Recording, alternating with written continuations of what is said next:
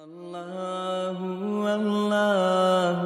اللہ اللہ۔ ابو راشد حبرانی رحم اللہ سے روایت ہے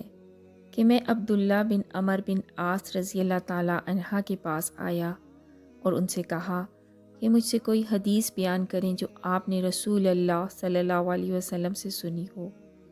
تو انہوں نے میری طرف ایک لکھا ہوا صحیفہ ڈال دیا اور کہا کہ رسول اللہ صلی اللہ علیہ وسلم نے مجھ سے یہ لکھوایا تھا۔ انہوں نے کہا میں نے اسے دیکھا اور اس میں لکھا ہوا تھا کہ ابو بکر صدیق رضی اللہ تعالیٰ عنہ نے عرض کی کہ اے اللہ کے رسول مجھے کچھ سکھائیے جو میں صبح کروں تو کہوں اور شام کروں تو کہوں۔ تو آپ صلی اللہ علیہ وسلم نے فرمایا اے ابو بکر کہو اللہم فاطر السماوات والارض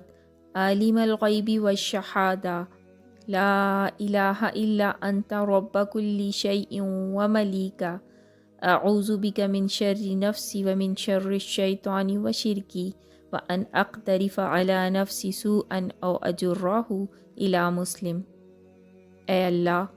آسمانوں اور زمین کے پیدا کرنے والے، چھپے اور کھلے کے جاننے والے، تیرے سوا کوئی معبود نہیں، ہر چیز کا رب اور اس کا مالک ہے۔ میں تیری پناہ چاہتا ہوں اپنے نفس کے شر سے اور شیطان کے اور اس کے شرک کے شر سے،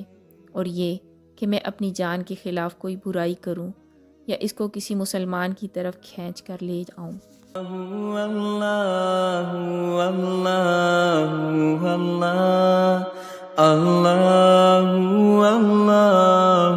اللہ اللہ اللہ اللہ